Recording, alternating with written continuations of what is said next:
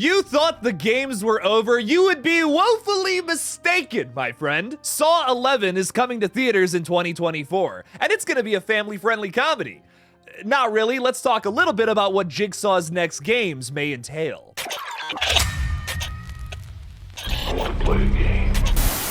Alright, so before we talk a little bit about Saw 11, I do want to give a spoiler warning for Saw X. I have to talk about the big reveals in that movie, otherwise, how can I talk about the next film? So if you have not seen Saw X yet, go watch that, then come on back, and then we'll talk a little bit about the next entry. Alright, so yesterday it was announced that Saw 11 is officially in the works. This is absolutely no surprise, as Saw X was a big box office hit, pulling in even more money than the previous two installments. Saw X had a surprising box office performance, grossing $53 million in North America and over $107 million globally against a $13 million production budget. This is an even higher yield than the previous two installments, where Jigsaw pulled in $104 million, so yes, it is still more. And it was way more than Spiral, that only pulled in a little over $40 mil. If I had to guess why Spiral didn't make as much money as these other two installments, I honestly think there was just confusion over the title. I think some people didn't think this was a Saw film. It's called Spiral from the Book of Saw. There's just too many words before you get to Saw. People's attention spans are just not what they used to be. They also saw Chris Rock and Sam Jackson in what looks like a crime thriller, not so much like a Saw movie where people are going to be put into traps and have their limbs pulled off. I really think if they would have just called the film Saw Spiral with a colon in between there,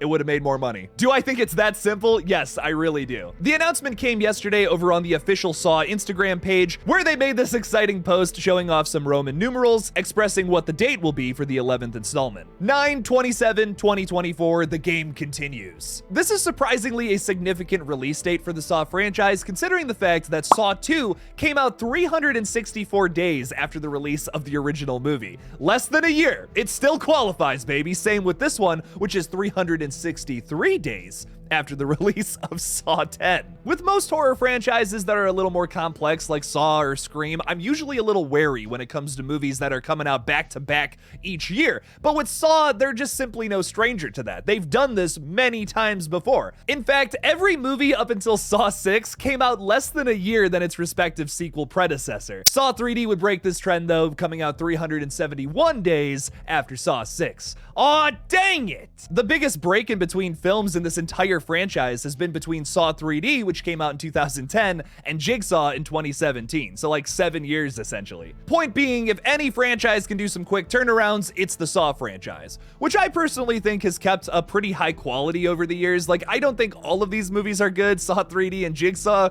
yikes, but I really like the rest of these movies a lot. They're really well done. It's a shockingly consistent franchise on rewatch. A lot of these movies have aged well, in my opinion. I don't know, maybe that's just me. I love me some gore, I love me some Tobin Bell being a crazy motherfucker, man. As of right now, there's no confirmation on who's directing, writing, or who's gonna be in the cast, but I think there's some assumptions that we can make about this movie that make a lot of sense. Kevin Gruder, the editor of the first 5 Saw movies, director of 6 and 3D, and also the director of the most recent installment, Saw X, will most likely return to direct Saw 11. Discussing potential sequel plans on the Director's Cut, a DGA podcast, Kevin Gruder said, "There's a version that picks up immediately where Saw X leaves off, but it's way too early to tell." This quote came from Kevin just 3 weeks ago, which means he'll most likely be directing, and there's already some kind of script apparently. Before we talk about who's gonna write the next film though, I do just want to say I think Kevin Gruder is an excellent choice to continue the Saw franchise. There's 3 people on this planet that I feel like know Saw like the back of their hand. That's James Wan, Lee Winnell,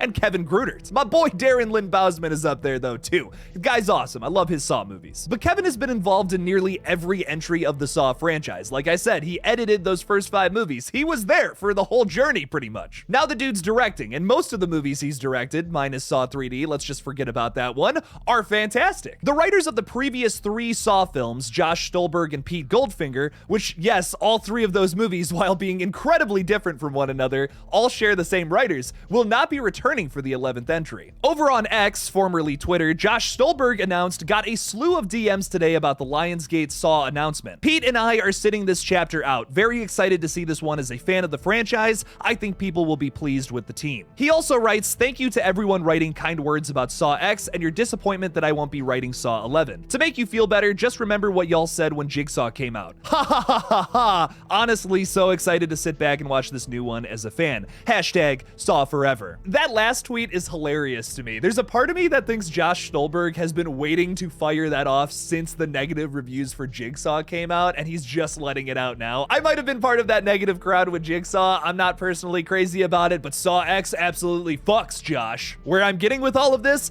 Josh and Pete will be missed. The question still remains though, who will write Saw 11? Well, there are other writers in this franchise that I imagine would want to come back. Some of them, maybe not though. Leigh Whannell, who wrote the first 3 Saw movies, most likely will not come back for Saw 11. He has been in the producer's chair for pretty much every one of these movies though. The dude not only wrote the first 3 Saw movies, but he also wrote the first 4 Insidious movies, another franchise him and James Wan helped start. So I mean, you never know. A Leigh Whannell script is always a good script in my opinion, so I would absolutely take him. He would be my first choice. But there's also other writers out there that could use a shot at it. I think Akela Cooper personally is another great choice of someone who's more up and coming that could write an epic new Saw flick. She's also worked with James Wan before, penning the script for *Malignant*, which was absolutely fantastic. A huge standout from 2021 horror. So if we gotta get some fresh blood in there, I recommend my girl Akela here. Regarding the cast, I do feel like it will be something very similar to what we had in the previous film, and almost be an extension of Saw X in terms of story. Let's talk a little more about that. So remember how I said I have to spoil Saw X at the beginning of this video? This is the part where I'm gonna spoil the film. At the ending of Saw X, 2 very specific things happen, which in my opinion could be teasing another film. First and foremost, Cecilia Peterson, the character that all of us wanted to see die,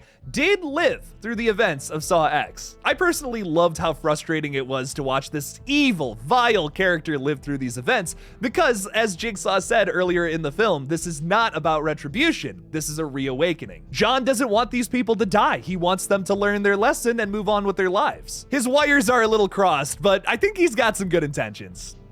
Maybe. So where I'm getting with all of this is I do believe that Tobin Bell will be back as Jigsaw, Shawnee Smith back as Amanda Young, and I do believe the actress who played Cecilia Peterson will be back as well. I'm not gonna try to pronounce this name, but I will put it at the bottom of the screen. She gave an absolutely incredible performance for a character we all love to hate. But the second biggest thing that happens at the end of Saw X, which makes me believe that Saw 11 will be an epic good movie, is the fact that we get to see Mark Hoffman back in action. It was rumored before Saw X that Costas Mandylor would be returning to reprise the character once again, but now it seems like they're kind of setting up a movie that focuses on John and Mark's relationship, just like how Saw X focuses on the early stages of Amanda and Jigsaw's relationship. We might even see some early signs of Mark and Amanda's fissure and how like all of that shit boils out in Saw 3. It could even show us a brand new side to all 3 of these characters' relationships that we didn't know about before. That's one of my favorite things about prequels is when they add to the madness. The Saw franchise is in a brand new phase right now, where I think that Jigsaw and Spiral from the Book of Saw were like the experimental era where they were just trying to do something new with this familiar format. Saw X absolutely feels like a requel, focusing in on characters from the past while also introducing new people. We're showing a brand new side to Jigsaw, who in the past was like this comical Batman villain who could just get out of any situation, was so unbelievably prepared for anything. We still see that in Tobin Bell's Jigsaw here,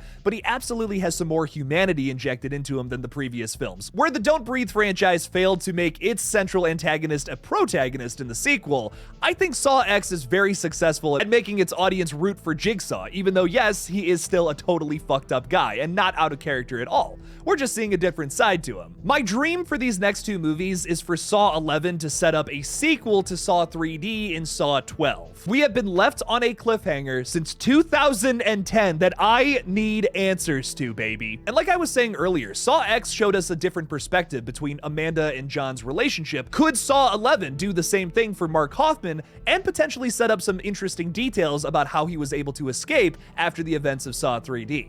I say yes. This, of course, is just my own speculation, though. How do you guys feel about Saw 11? Are you excited for this new entry in a long-running franchise, or are you just hoping for this franchise to finally die? Leave me something about it in the comments below. Thank you all so much for watching this brand new update on Saw 11. Don't forget to like this video and subscribe for more horror movie updates like this. Please consider supporting me on Patreon by clicking the link in the description below. And as always, don't forget to kill it out there, y'all.